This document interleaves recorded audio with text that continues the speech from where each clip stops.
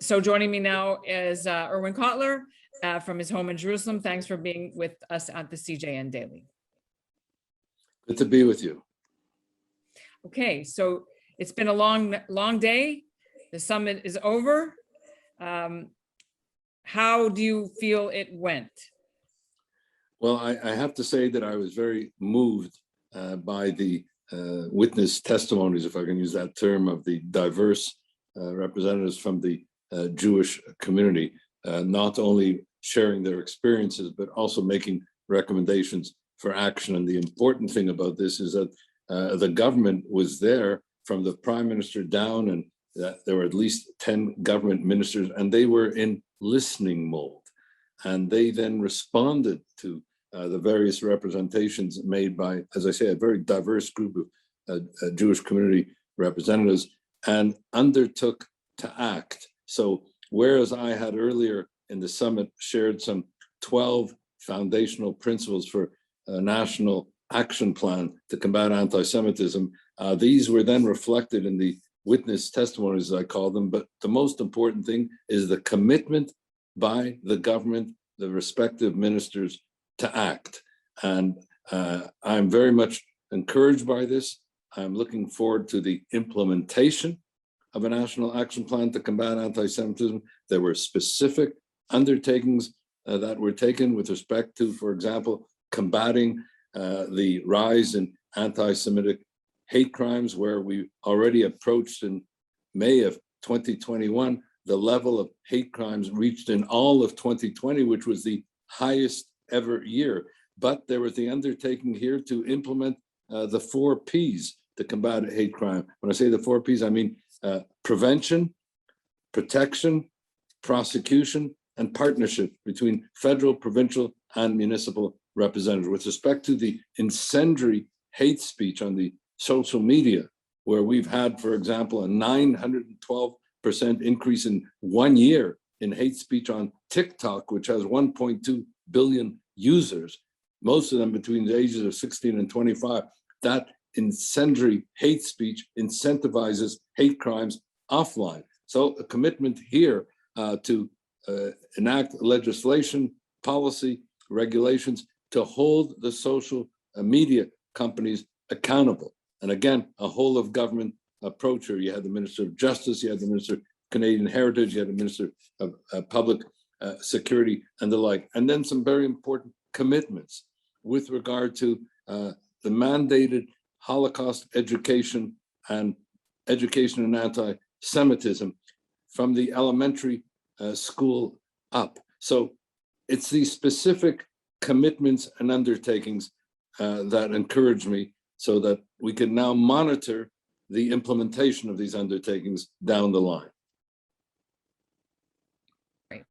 I'm sorry, I'm muted. Are we going to get a list of what the government committed to doing from you guys? Because we weren't there, so we don't know. Well, I pretty much have a list because I was keeping a checklist following upon, as I say, the 10 foundational principles that I initially shared as underpinning a national action plan.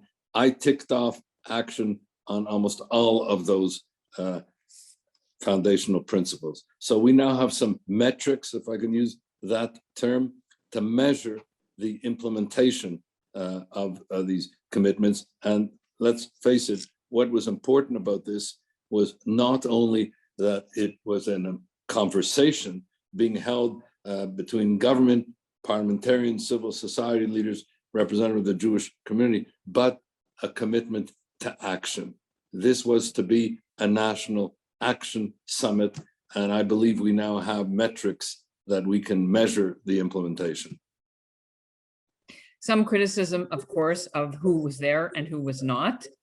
What can you say about the fact that there were certain groups and politicians as well who were just not on the guest list, especially Annamie Paul, Erin O'Toole, non-liberal MPs or cabinet ministers? Well, I did not make the determination as to who would be present. I did recommend that opposition leaders be invited.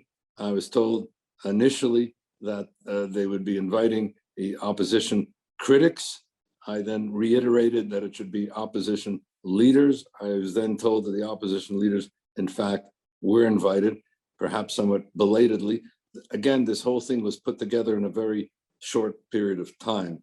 Annemie Paul, again, I made a specific recommendation that she be invited. She embodied intersectionality, if I can use that term, as a Black Jewish woman and the first to be the leader of a political party. I was told that, in fact, she also was invited, but to be more in presence as a participant, but not as a speaker.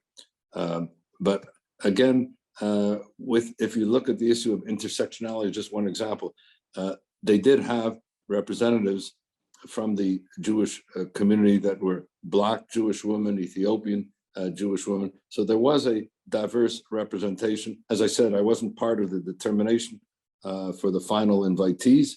And I look at this thing as being a beginning of a process, not the end of a process. We'll be hearing from those that were not there, and they can make their voices certainly known anytime. Okay, last question about next steps. So you have your checklist of what they committed to. So are we talking about beyond Bill C-36? They're going to tighten it up to put on Facebook, YouTube, and Twitter, and those as far as the next bit of legislation? Are they going to amend it? What's the plan with that? What did they commit to you on that you mentioned Bill C-36, there was an express commitment made and shared by both, among others, Justice Minister Lametti, Canadian Heritage Minister Stephen Guilbeault, to bring back as soon as possible when Parliament reconvenes that legislation. By the way, I initiated that legislation 11 years ago as a parliamentarian, so it's long overdue. I have to say that the present Bill C-36 in its reformed way is better than the one that I introduced. The main thing now is to implement it. We had an express and specific commitment that that will be done. So putting teeth on Facebook and those will be changed in Bill C-36 if they get back to being reelected. Okay. And that would not be the only one. There'll be an integrated approach of legislative, policy, and regulatory approaches to hold the social medias accountable. And Anthony Housefather, who's chairing an interparliamentary group to combat online anti-Semitism, himself reinforced that commitment in his presentation as well. Right. Okay. So we've got that. We've got the last one I just want to, you mentioned, I want you to clarify it. Mandated Holocaust education and anti-Semitism in elementary schools. That's a provincial matter. How do you do that with federal? No, that's right. But the idea was that reference was made to have a kind of a federal education advisory group that would set the standards for what is needed, and that then would be implemented by the provincial education ministers. We did have municipal and provincial people present as well, but there's going to be, and reference was made to that, a follow-up conference of federal and provincial and territorial ministers of education, and the recommendations put forward during today's summit, I trust, will be taken up at that FPT meeting.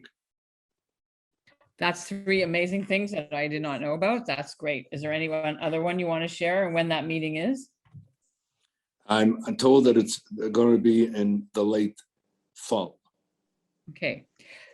B'nai B'rith called for the next sort of checkup, doctor's appointment, whatever you want to call it, to be done in to coincide with the September 8th to 10th provincial and territorial ministers meeting. Is that something you guys are doing as well? Are you, is that what you want to, or have they committed to doing it at a different time, or what do you know? Well, there's going to be a set of meetings. That September meeting will be very important.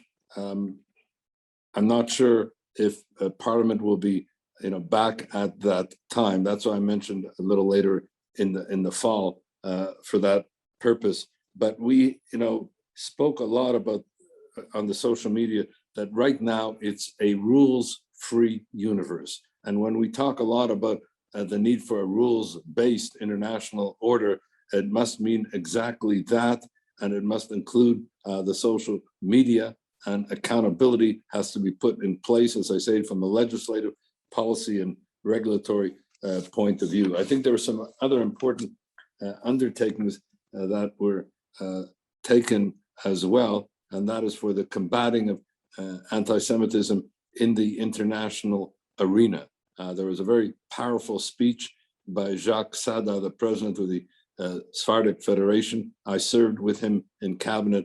He brought forth very compelling data regarding the singling out of one state in the international community, namely Israel, for selective opprobrium and indictment, gave important and compelling evidence in that regard. And I'm hopeful that Mark Garneau, with whom I've discussed this, and the government will begin to make that voice felt and action taken in the international arena on that issue as well.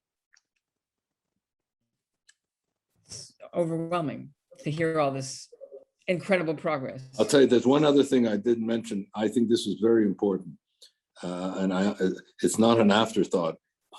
Every single government minister and almost every single participant from the community all reference the importance of the implementation of the IRA working definition on anti-Semitism and to mainstream it across all sectors of government, parliament, and society. Therefore, to mainstream it with respect to combating hate crimes, for law enforcement units, for use by the university, that it is an indispensable resource.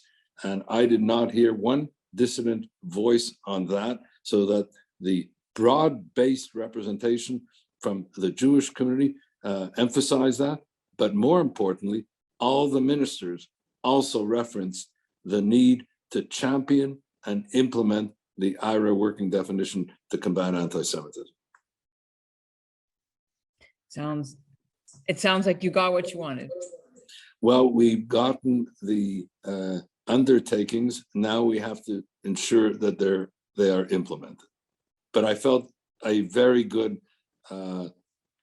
feeling from the way the ministers spoke. They were not scripted.